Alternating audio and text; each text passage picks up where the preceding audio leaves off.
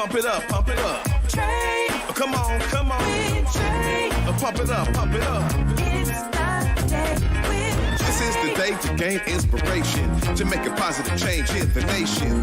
We're inviting you to partake in conversation, to raise your vibration. It's the day that we will all celebrate all of our peeps that make this thing elevate. Watch the negative fade away, cause it's the day with Trae.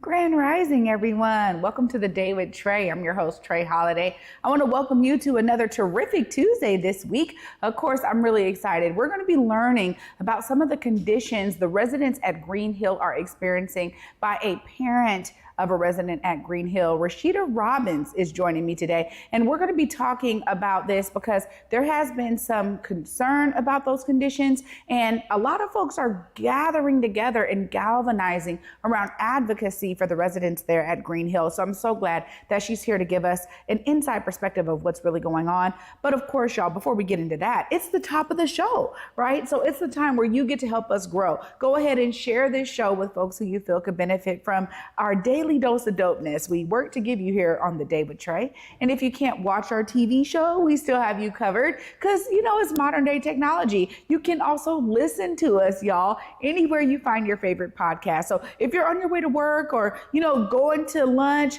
don't worry, put your favorite podcast on, search for the Day with Trae and Converge Media. Y'all find us wherever you find your favorite platform, okay? But first, before I get into it with Rashida after the break, I just want to say that these kinds of community-based efforts are so essential to our community growth and understanding. You know, oftentimes there's a wide gap between experiencing something, like being a part of a group who's experiencing something, or actually understanding what's going on. And that's why we love to use the Day with Trae and, you know, understanding the need for community media like Converge to tell the stories and bridge that gap. There's lots of folks out there, they may have some type of assumptions because they're not directly involved. And so getting together with folks who are also experiencing the same thing and finding a way to advocate is really, I think it's the nucleus of community organizing. You know, it's interesting too, because oftentimes these kinds of opportunities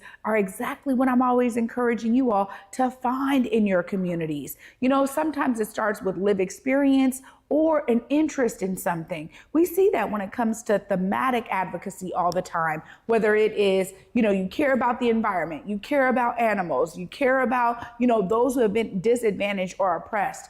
It doesn't matter what it is that you care about. There's some type of cause or something out there that you can pour yourself into to benefit others. And I'm so glad that Rashida is here to give us an example of what that looks like. So after this short break, y'all, we're going to be bringing you another example here of how you can be a part of the solution with Rashida Robbins' story right after this short break. You do not want to miss this. Stay tuned. You're watching The Day with Trae.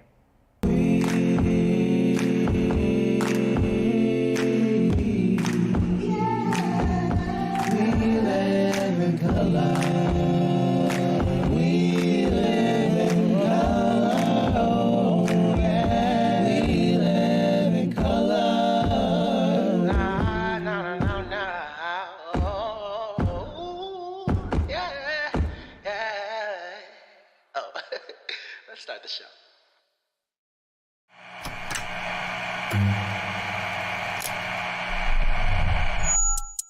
Hello, welcome to Elite Insights with Carlos Imani. We're looking to offer an in-depth look at event production industry through the lens of client experiences and joint successes.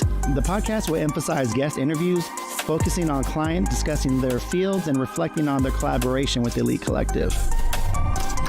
Again, you're with Elite Insights. Carlos Imani here. I'll see you guys in a few. Here on Back to Vesa, it's always been important to me that we uplift stories from across the region, and that no matter where you live in the nation, you never have to miss a moment of the show as we continue to highlight the beauty, excellence, and resilience of our communities across the Pacific Northwest. Why? Because representation matters. So no matter where you live, be it the Central District or Centralia, Portland or Pullman, or anywhere across the country, I encourage you to join me on this Back to Vesa journey by downloading the free Fox Local app on your phone or smart TV as we continue to elevate the very best in our communities. Welcome back, y'all, to the Day with Trae. I'm your host, Trae Holiday. Joining me right now is Miss Rashida. Hi. Hi. How are you? I'm okay. Yeah. Could be a lot better. I bet. Well, you know, this is something that's been brewing in community for a long time. There's been some conversation happening, discussion and advocacy around our youth detention centers. I mean, honestly, it is not good what's going on oftentimes. And you're here to kind of give us an inside look about Greenhill specifically. Tell us a little bit more about what's going on there.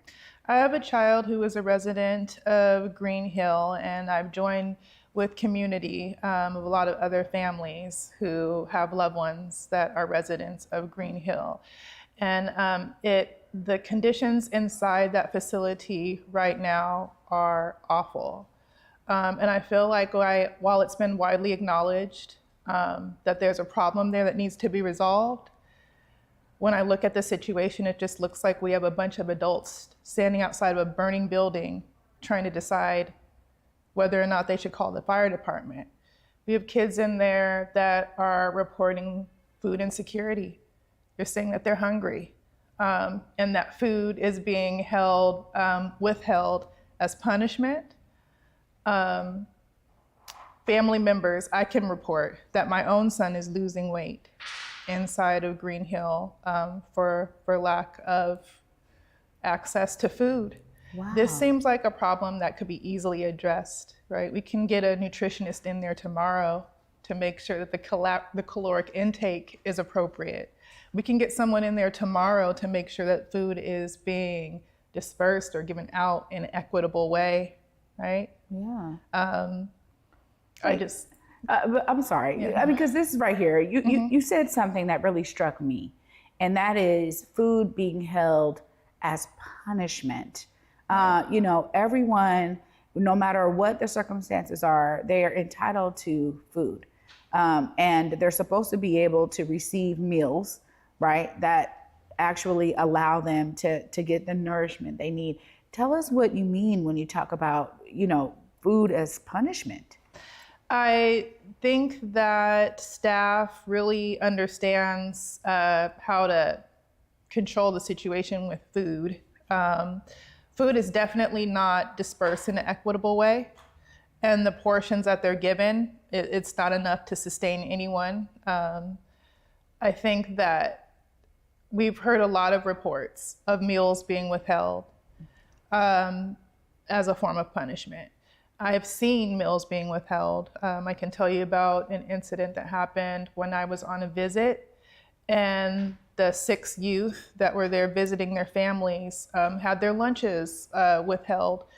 When they asked about it, staff told them that there was no food. There just wasn't anything for them. And they weren't given lunch that day due to the fact that the food is not being distributed in an equitable manner. If you roll a cart of food onto a unit of young men who are hungry, and you use the honor system by which to distribute that food, that just doesn't make sense. And there are a lot of things that happen inside those gates that just don't make sense. So really you're saying, like, if a cart of food is rolled out and someone goes up, they're only supposed to take one. It's reminding me very much of trick-or-treating, right? You Right. put the bowl of candy out front Exactly. and you tell someone, take one. And, you know, if a parent is there, they'll make sure their kids take one. But there's a lot of folks who trick-or-treat without parental supervision. And so they take more than one. So you're saying if one of the residents takes more than one, that means that somebody's not getting one. That's exactly Wow. correct. Wow. Right. Okay. And it's things like this that happen around food. This is just one incident that I'm telling you about. So making sure that it's distributed equitably is very important. And also, you know, what are they giving the kids? Frozen burritos I've seen, little juice boxes, very small boxes of cereal for breakfast. The youth are denied hot meals. They're supposed to get, I think, 2 or 3 a day. They are regularly denied hot meals. I'm very concerned with them being locked in their room for 22 hours a day. The youth inside call it 22 in 1, I believe. So they're let out for 1 hour in the morning, and 1 hour in the evening, and the rest of the time is spent inside a room with no access to running water or use of the bathroom. Unfortunately, this leads to them having to relieve themselves in whatever they have in the room. And then they're stuck in the room with it until someone decides to come let them out. Not only is this unsanitary, but humiliating, excuse me. They're in front of their roommate having to do this. So, okay. So, people like myself, I don't know, right? And so when you don't know, you assume that these facilities, these youth facilities, kind of mimic what we see in terms of adult facilities, right? So like if they have a cell, or they're I think it's as a cell, that a bathroom or a toilet or a sink or something is in there. You're saying that's not the case, right, and that they're not let out properly to be able to utilize the restrooms? Right. That would be what you're referring to. What you see on TV a lot would be what I've learned. It's called a wet cell. The kids don't have wet cells, so they don't have access to clean running water. If they're thirsty, they don't have access to the facilities when they need to use it. Their only recourse is to push a call button that's on the inside of their room and hope that someone comes, and they usually do not. For most of the year, the kids have been on what they're calling the 22-in-1s. So, which is a couple hours a day out of your room. To add on to that, my son reports in his unit, they are being locked in the bathroom. So if they do get let out and walk to the bathroom, they're locked in there. There is no call button inside these locked bathrooms to alert someone to the fact that they need to be let out. So they bang on the door, they scream, they just hope that someone will hear them. My son reports that he saw a young man that was locked in the bathroom for a half hour, 45 minutes. And when he was let out, he was having a panic attack. And he was mocked for having that panic attack. Mocked by the staff? Ugh. And not met with any type of compassion, therapeutic response, nothing, and that segues into another concern. Mental health issues. That's what I was just about to ask, because when you're talking about all of these compounding issues, what type of access do these young residents have to some type of mental health services? I mean, if we're talking about these spaces as rehabilitation, what type of actual rehabilitation services are happening there? And that's where I was going to ask about mental health. Well, we have reports that Greenhill, they say that they provide the kids with therapy, but I've yet to see any real therapy, therapy that's been clinically tested to have a therapeutic benefit. I have not seen happen in there at all. And I know for a fact that we have young men that are experiencing situational depression, clinical depression, PTSD. They're suffering from the wounds that are a result of abuse, sexual, physical, verbal, and that is going unchecked, undiagnosed, untreated. I've spoken with a mom whose son was diagnosed with bipolar and is not given the proper therapy or access to medicines that could help him. So we're painting these youth as the bad guys in a situation that they are the most powerless in, right? Wow. I mean, there's so much that we don't know. And so I'm so grateful to you for sharing this, shedding some light on some of the things that are going on there. It's one of those things where I think to myself, how have we allowed this to happen? Like, I'm sure, you and other parents, other families are, really trying to make something change with these conditions. What kind of ways have y'all been able to kind of work together collectively, galvanize? I mean, how does that look? How is it moving, Rashida? Well, I think we really have been organizing around getting the word out. And it's really no secret. You can read every news report and see how Greenhill has paid out millions of dollars for incidents of sexual abuse that have happened in there. So it's no secret that this system needs to be completely revamped. I am shocked by the slothful response to their immediate safety. I feel like whenever we're talking about this issue of safety, we're looking at it from the point of view of keeping the staff safe from the residents, and very little attention is given to the fact that the staff there are actually the ones that are violent against residents oftentimes, right? We're thinking of safety in terms of staff and not in terms of the most vulnerable people in the situation, the over 200 young men that are trapped in there with no recourse. My son is afraid of staff. He has seen staff beating residents and the residents not being given proper care afterwards, as far as I don't know. The situation just is really, it's heartbreaking. I mean, for me, the fact that you're willing to come and share is such a big deal to me, because I think there's some level of isolation that occurs, not only for the residents, but also for the families, because maybe the feeling of helplessness, right? Like you're doing what you can from the outside, but is it really permeating and changing the conditions your son is experiencing on the inside? That's where I'm sure so much, headspace and thought with all of the families involved is happening. And, I'm grateful to an organization like Kids Are Kids Washington. I want you to talk a little bit about them, because they've really been at the forefront of ensuring that there are adequate conditions for, young folks. And when they find themselves in a situation where they are in one of these institutions, what does it look like for us to have true community-rooted solutions embed in those institutions to guide rehabilitation as a real way of getting them back out to be embraced by their communities and enter society and be productive citizens, right? And not feel like they still have only the same choices that led them there. Right. Tell us a little bit about Kids Are Kids Washington and how they're trying to, gather and garner a lot of the support that's coming from families.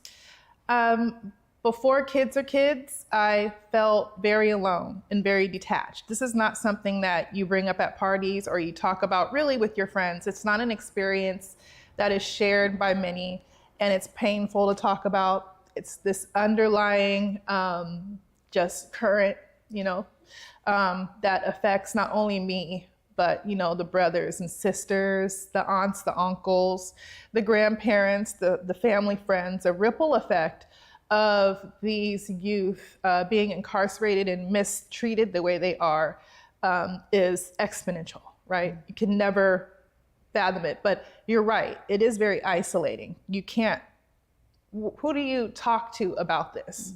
Who wants to continuously listen to my woes, So finding Kids Are Kids has been very cathartic, to be able to, unfortunately, share my pain with parents who are experiencing a lot of the same frustrations and concerns and experiences with Greenhill. I feel like before I can describe, really trying to advocate for my son in there, it felt like I was screaming into the void alone. And now at least I still feel like I'm screaming into the void, but I'm not alone.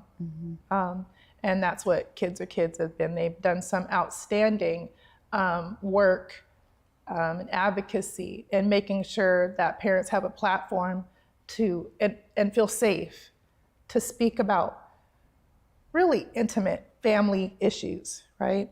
Excuse me, I'm sorry. This is extended beyond a family issue though, right? This is a community issue. Those kids are there because somehow, somewhere, adults failed them, and we're continuing to fail these kids. No kid was born bad. They didn't ask for these circumstances. And now that we have them in a captive audience, we have this amazing ability to reconnect them. I believe that most of the youth in there really want to do better for themselves in a safe environment. They want to be connected. They want to learn. My son is fighting every day to stay in programs to keep his mind engaged, like working towards his bachelor's.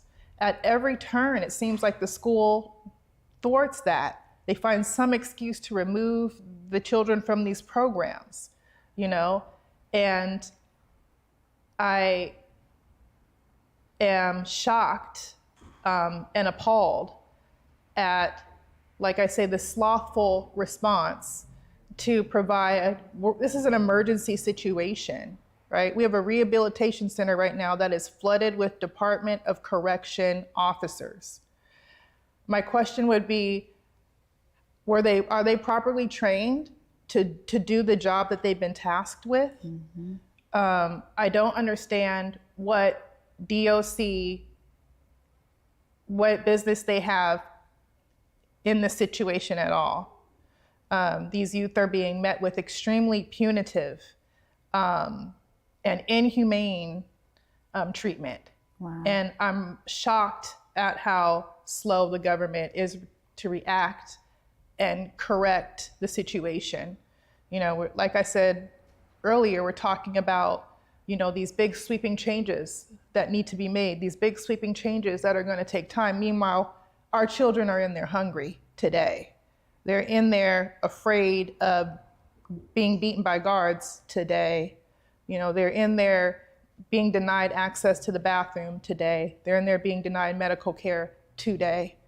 And these are the conversations that we have once or twice a week when families gather through Kids Are Kids. And it's heartbreaking. I feel like, you know, DICEF organized really quick to take those 43 young men and relocate them into the adult prison, the Department of Corrections. But we can't get some peanut butter sandwiches in really quick with the same swift actions that they use to break the law.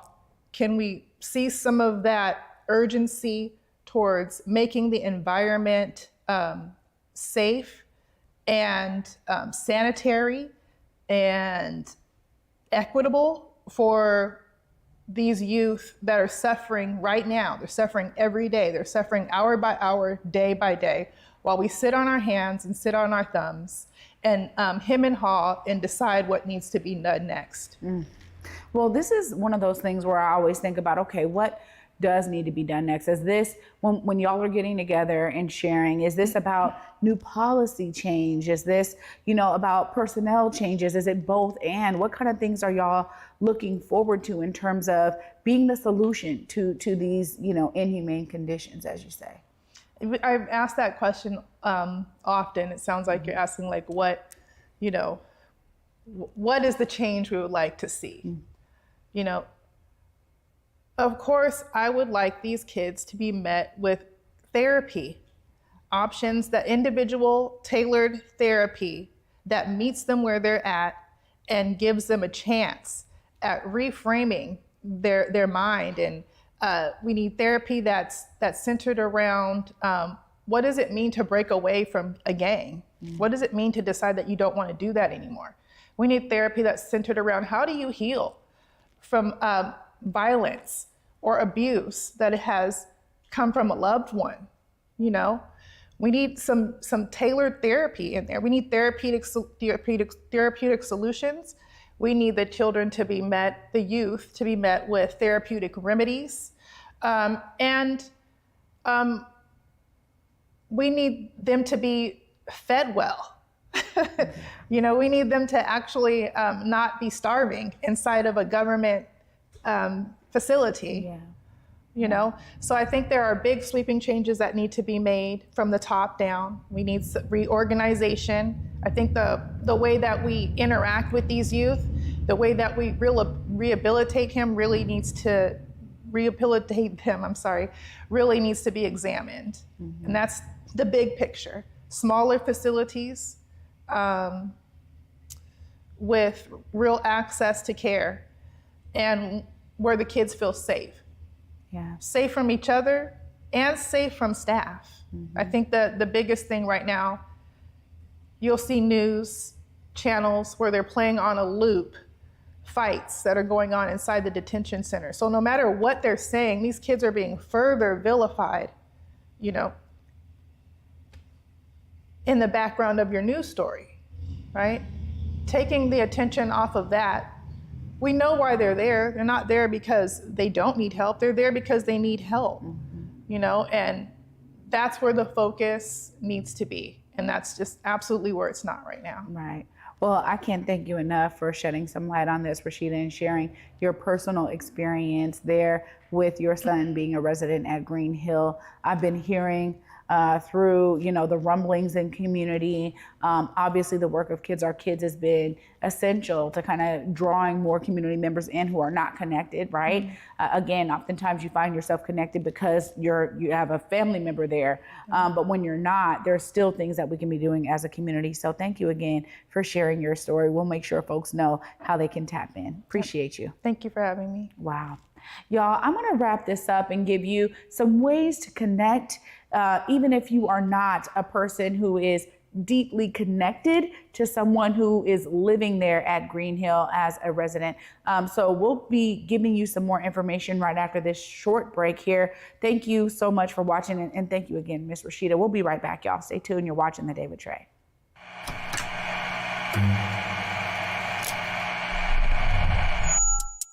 Hello, welcome to Elite Insights with Carlos Imani. We're looking to offer an in-depth look at event production industry through the lens of client experiences and joint successes. The podcast will emphasize guest interviews, focusing on clients, discussing their fields, and reflecting on their collaboration with Elite Collective. Again, you're with Elite Insights. Carlos Imani here. I'll see you guys in a few. Hey. United Business Connections, 3rd annual back to school function, pop-up shopping, and resource fair. Saturday, August 31st, 2024, 12 p.m. to 6 p.m. Live DJ with live performances. We have a petting zoo, healthcare information, job opportunities. We're giving away free backpacks. Sponsored by Arms Around You, 11805 Renton Avenue South, Seattle, Washington, 98178. Stop the gun violence. Big Tobacco thinks they know everything. They think they know you, your community, the places you go, the way that you spend your time. They think they got you all figured out, down to a formula, a calculation based off of numbers of what they think they know. Show them they're wrong. Learn more at theythinktheyknowyou.org. Welcome back, y'all, to The Day with Trae. I'm your host, Trae Holiday. I definitely want to thank Miss Rashida Robbins for being here and joining me. Now, you know, this is a serious story, and I'm so grateful to Kids Are Kids Washington. If you are someone who is looking to connect, provide, you know, advice, if you have legal background or you want to figure out how to make these solutions that all of these families are saying are needed stick in these institutions where our young people need the care that they really need in these places, right? We can't just be about punishment, because it's not rehabilitation.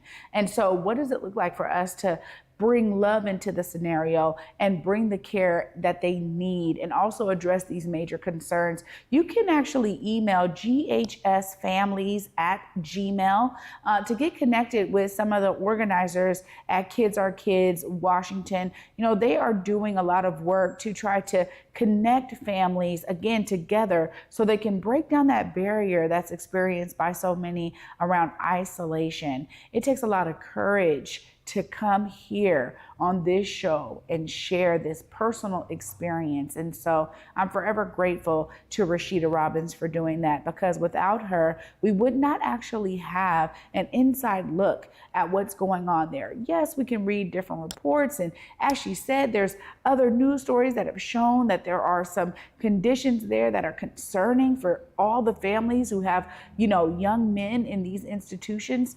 This is where you get to tap in. And I'm grateful that the Day with Trae could shed some light to really bridge that gap of understanding so that you can no longer be ignorant, right? And not aware of what's going on there, as I have been, right? Again, I haven't found myself in that situation, so there's a lot I don't know. And I'm so grateful to be able to learn just a bit about what they are experiencing, because it really does sound like some overhaul changes are needed at the institutional level to really bring the care that's needed in these spaces. Y'all, please, again, if you have any type of resources, help, ideas, things that you have been able to see happen across the country, maybe some other solutions that have taken root in these kinds of youth institutions across the country, please connect at ghsfamilies@gmail.com. Thanks so much, y'all, for watching today. I want y'all to know this is a way that you can be a part of the solution by tapping in and making these institutions better for the residents that find themselves in these institutions. Step up and help if you are able. Thanks for watching today, and I'll be back with you tomorrow. Until then, at 11 a.m., y'all. Peace.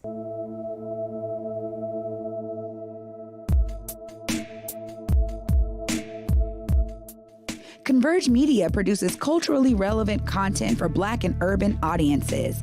Our coverage is raw, transparent, and objective, praised by community leaders, government officials, and residents. Support Converge Media today via Venmo, Cash App, or PayPal at Converge Media.